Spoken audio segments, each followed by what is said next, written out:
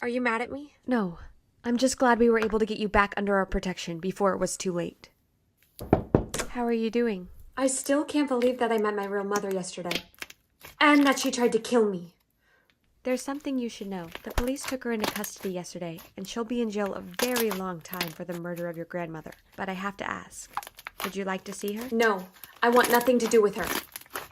There's something I wanted to ask you. Yes? Could I open the rest of the gifts for my grandma now? Now that I know the truth? I'll go get them.